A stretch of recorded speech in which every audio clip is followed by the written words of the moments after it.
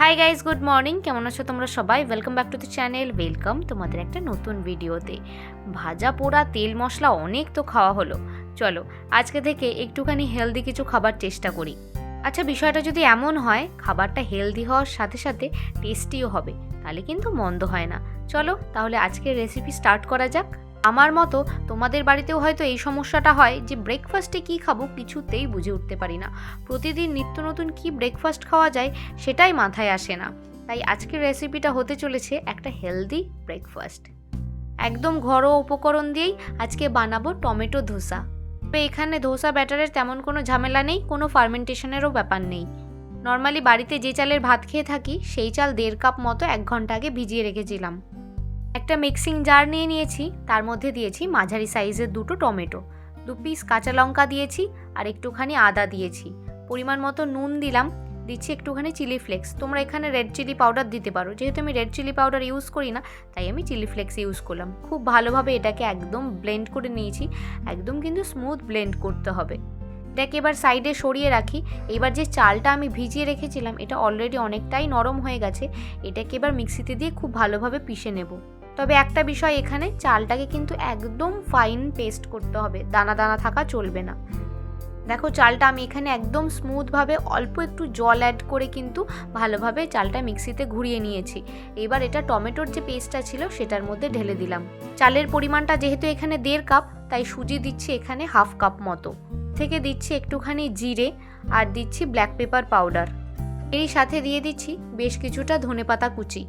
এর সাথে সাথে এখানে একটুখানি পেঁয়াজ আর রসুন কুচিও অ্যাড করা যেত, তবে আজকে সোমবার, আমরা নিরামিষ খাই তো, তাই পেঁয়াজ রসুনটা আজকে অ্যাড করলাম না। পেঁয়াজ দিলে কিন্তু খুবই টেস্ট লাগে খেতে। অল্প জল দিয়ে খুব ভালোভাবে গোটা বিষয়টাকে মিক্স করে নেব। তবে খুব বেশি জল দেওয়া কিন্তু চলবে না, এর জন্য জলটা অল্প অল্প করে বারে বারে দিতে হবে। ঠিক এইরকম একটা কনসিস্টেন্সি আসবে। এবার এটাকে ঢেকে রেখে দেব প্রায় 15 থেকে 20 মিনিট মতো। সুজিটা তাহলে খুব ভালোভাবে ফুলে যাবে আর ব্যাটারটাও একদম রেডি হয়ে যাবে। তবে আজকে ধোসাতে একটুখানি আলুর পুর দেব। আলুর পুর ছাড়া আশিস একদম খেতে পারে না, মানে ধোসার যে মশলাটা হয় আর কি।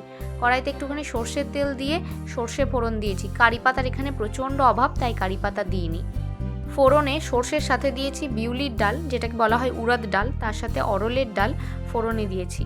আর দিয়েছি একটা কাঁচা লঙ্কা। আগে থেকে সেদ্ধ করে রাখা আলু দিয়েছি 3 পিস, তার সাথে দিয়ে দিলাম আদার গুঁড়ো, নুন আর হলুদ। তোমরা এখানে আদা বাটা দিতে পারো, যেহেতু আমার আদাটা গুঁড়ো করা আছে তাই আমি আর বাটাটা ইউজ করলাম না। একটাই কথা, এখানেও পেঁয়াজ কুচি কিন্তু দেওয়া যেত, যেহেতু আজকে সোমবার পেঁয়াজ কুচিটা এখানেও দিচ্ছি না। পেঁয়াজ কুচি দিলে না টেস্টটা একদম চেঞ্জ হয়ে যায়, আর কারি পাতাটা পড়া মাত্রই পুরো একটা সুন্দর ফিল আসে। যাই হোক, এবার এরকম একটা হাতা নিয়ে নিয়েছি। খুব ভালোভাবে আলুটাকে মিক্স করা হয়ে গেলে ওপর থেকে কুচনো ধনেপাতা দিয়ে দিচ্ছি। পুরো এখানে একদম রেডি। 20 মিনিট মতো হয়ে গেছে, আর ব্যাটারটা এখানে দেখো আগের থেকে কতটা বেশি ঘন হয়ে গেছে। সুজিটাও সুন্দর ফুলে উঠেছে।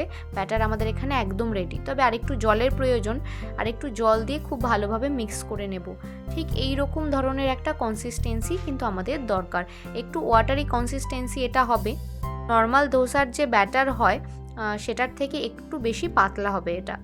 এই সময় একবার নুনটা চেক করে নিয়েছি, এখানে আরেকটু নুনের প্রয়োজন, তাই আমি অল্প করে একটুখানি নুন দিলাম। তোমরা এই টাইমে একটুখানি নুনটা চেক করে নেবে এবং স্বাদ মতো নুন দিয়ে দেবে। ধোসা বানাতে আর খেতে আমি এতটাই ভালোবাসি যে বাড়িতে ধোসার জন্যই একটা ননস্টিকের তাওয়া কিনেছিলাম।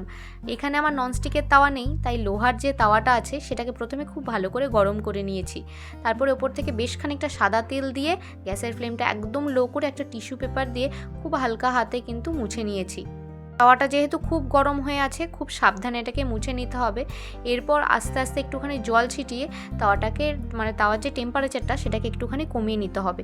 একদম গরম তাওয়ায় কিন্তু ধোসার ব্যাটার দিলে এক জায়গাতেই লেগে যাবে, এটাকে স্প্রেড করা যাবে না। এই তাওয়াটাতে আমার ধোসা বানাতে একটু অসুবিধা হচ্ছে, বাড়ির ওই তাওয়াটাতে খুব ভালো হয়। যাই হোক, সুন্দর করে আমি প্রথমবার ব্যাটারটা নিয়ে ভালোভাবে স্প্রেড করে দিয়েছি।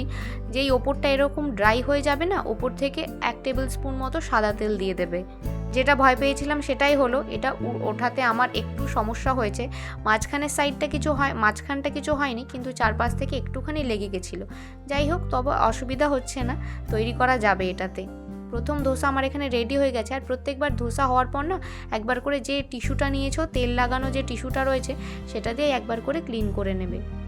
এইভাবে একে একে সমস্ত ধোসাগুলো আমি বানিয়ে নেব। প্রথমে যেটা বানিয়েছি সেটাতে আমি আলুর পুরটা দিইনি, তবে এটাতে দেবো। যেহেতু সুজি দেওয়া আছে তাই ফ্লেমটা মিডিয়াম টু লো রেখে আমি একটুখানি ঢেকে দিয়েছিলাম, তাহলে না ওপর থেকেও ভালোভাবে ধোসাটা কুক হয়ে যাবে।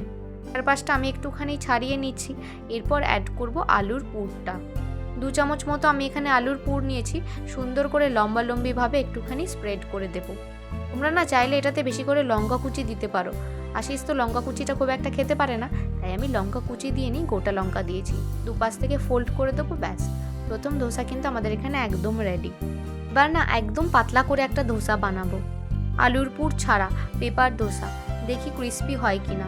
এটা নর্মাল আমরা যে ধোসাটা বানাই, যেটা হচ্ছে ডাল চাল দিয়ে হয়, সেটা যেরকম পেপার ধোসা হয় একদম ক্রিস্পি, এটা কিন্তু সেই রকম হবে না, অতটা ক্রিস্পি হবে না।